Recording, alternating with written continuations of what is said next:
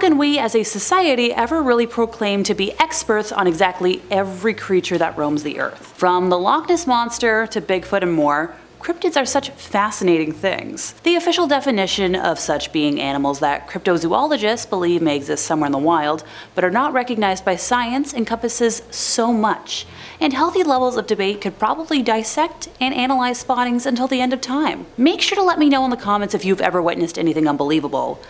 I'm not the foresty type of gal. Oh, and before I forget my own name from fear, I'm your resident ooky spooky girly Alexa, and welcome to the top 5 cryptid sightings in 2023 we can't ignore anymore. In 5th place today, we're kicking things off with the Mattagami Bigfoot. For those of y'all who are unaware with the area, it's located roughly 6.5 hours north of Toronto, and it's a sweet little community. I personally grew up about 3 hours away from it, so I'm feeling pretty qualified to talk about the area today and provide some additional geographical context where needed. This tale actually begins around 20 years ago when our anonymous narrator purchased property on the lake, which is a very common cottage and vacation spot. He had grown up spending summers in the area and describes himself as very knowledgeable about wildlife noises. Around 9:15 at night, right about when darkness was starting to take over, our narrator and his wife were sitting by the fire, facing the vast woods on their property, when his wife decided to go inside for the evening. Probably to avoid mosquito bites, those are brutal up there. He was staring at the fire alone when he heard what he described as 3 whacks about a kilometer away,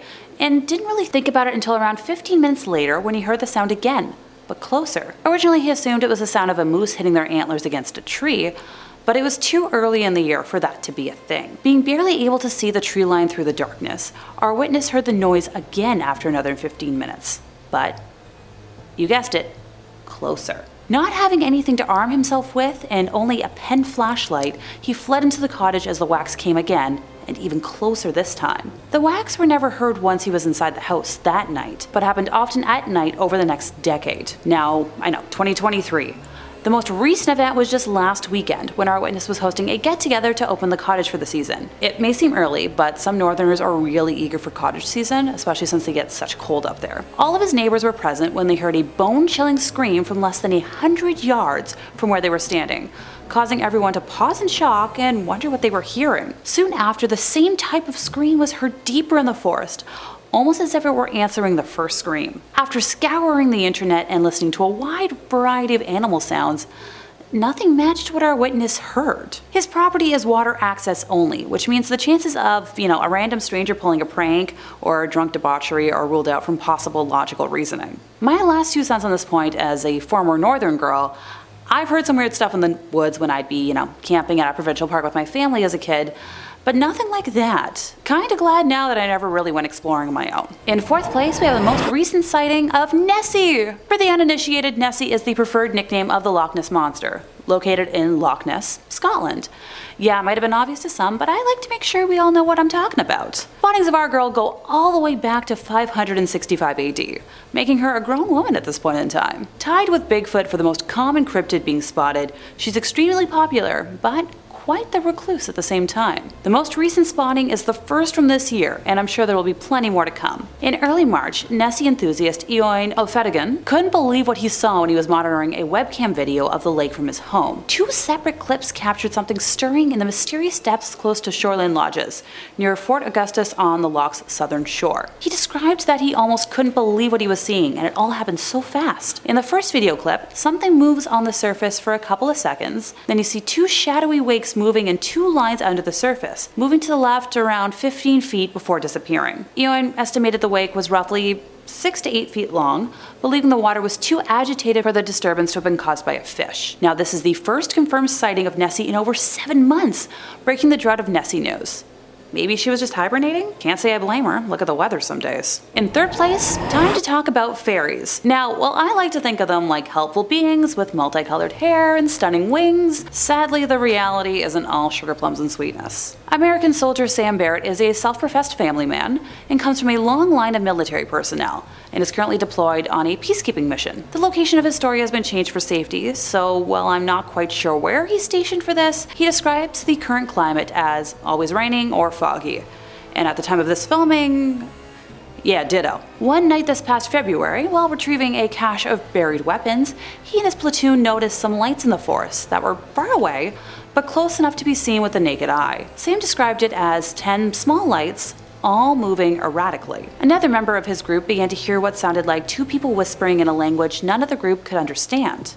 It was very quiet at first, but then it started to gain in frequency until it sounded like they were whispering right next to his ear. Soon, 10 more voices joined in the whispering, but all speaking at the same time. The men began to panic, believing the lights to be a distraction, which was a common tactic used by local enemies, and that they would soon be ambushed. Caleb, a teammate and good friend of Sam's, suddenly started speaking very loudly. It seemed as though he was trying to communicate with his father, who had passed 2 years earlier, and dropped all of his belongings before running towards the lights. Sam assumed that his friend had lost it, or the enemy was playing with their minds. Fearing for Caleb and worrying he might give up their position, Sam chased after him. Caleb just kept repeating, "I'm coming, father," as he sprinted towards the lights. And as he got closer, the lights got bigger, and Sam found it odd that he couldn't make out any definition in them. There was nobody or nothing behind them, nothing man-made or otherwise. They just looked like lights floating in midair. Caleb was now on his knees with his arms at his sides and directly in front of the lights. He seemed to be in some sort of a trance, and despite Sam's attempts to snap him out of it, he just kept talking to his father and directly to the lights. Eventually, the commander of the team arrived, observing Caleb and then the lights before muttering, "The fairies have him." Oh. Okay, not ominous at all. Caleb eventually passed out and the lights disappeared almost instantly. After being carried back to their base and returning to consciousness, Caleb had zero recollection of what had happened, not only that evening, but the entire day was a blank. Okay, so maybe I don't want to meet a real fairy anymore. In second place, we have a spotting of not deer. Now, I have to say, I was definitely chuckling a bit at first reading about this cryptid friend, seeing as where I'm from, that's just another way to lead into conversation about seeing a moose on the highway. And while the thought of driving within eyesight of a moose is scary enough, not deer are actually scarier. This report comes from high school student Elias Merritt in Roanoke, Virginia. Describing the time of day as almost dark, he was waiting for his dad to pick him up after a basketball game when he experienced a feeling of something or someone watching him. He turned around suddenly and saw what he described as the shadow of a man behind a bush, which caused him to flee to the other side of the street, hiding in an area where he felt safer, but could still see if his ride was arriving. As he stood in this new position, Elias saw 2 deer along the edge of the woods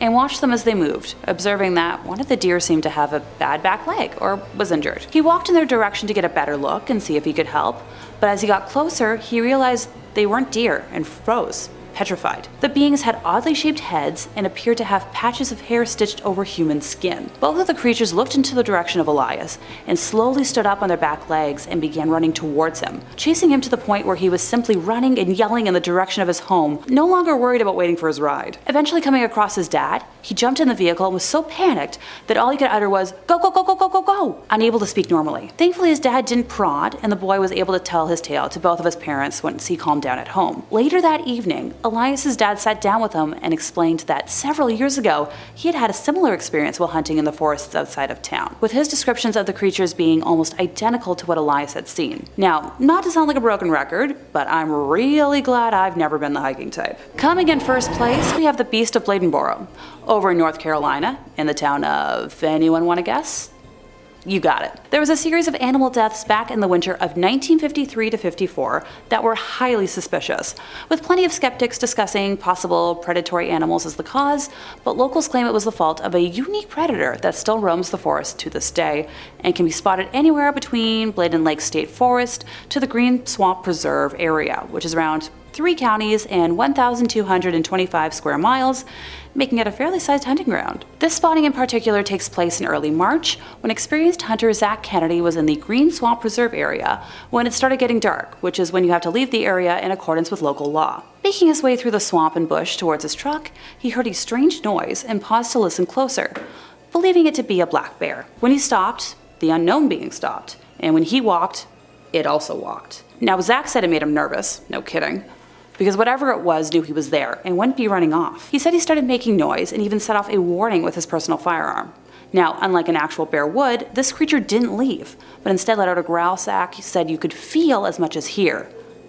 A hard pass. When he came out of the woods and onto the dirt road where his pickup was within sight, Zach made the decision to try and run to his truck since whatever it was still following him. Creature soon began running as well, with Zach comparing the sound to a bulldozer crashing through the woods, and when it was out of the woods, it sounded like a horse running through loose dirt. He could hear the stomps of its feet and the growling in its breath, and released another round behind himself, hoping it would scare the being enough to stop for a moment and give Zach a chance to make it to the truck. The creature screamed behind him, and Zach thought the scream came from a human, causing him to turn around and clearly see the creature for the first time. He described it as jet black, as big as a 600-pound black bear, with a tail as long as its body and eyes that were glowing red. Zach bolted the rest of the way to the truck and jumped in, and had barely locked the door before the beast was pressed up against the window, with its breathing fogging up the glass. The creature then moved to the front of the truck, and while standing on all four legs, was eye level with Zach in his pickup. It chased Zach as he drove as quickly as he could for quite some time, before eventually stopping and staring as Zach continued his escape. Now, the next day, he and his dad went back and looked around for tracks, red bodily fluids, any evidence at all. He said there was no red fluid to be seen, even though he knows it was, shot, and there were paw prints as big as his hands on the ground everywhere. They then found a tree that had claw marks around an inch deep in the wood and spaced 4 inches apart from each other around 9 feet up. Now, the men didn't venture into the woods, nor did they go too far from the truck, describing the feeling of being hunted and not wanting a repeat of the day before or worse. They got back in the truck to leave and heard a scream that made all of the hair on their body stand straight, deciding then and there to leave and take a hiatus from hunting for this season. And that brings us to the end of our list and more entries for the Don't Travel Here list in the Notes app on my phone. I will happily stick with my downtown city lifestyle. Thank you very much. What do you folks think? Are cryptids real? Don't forget to like, subscribe, and hit the bell for more eerie content from us here at Top 5 Scary Videos.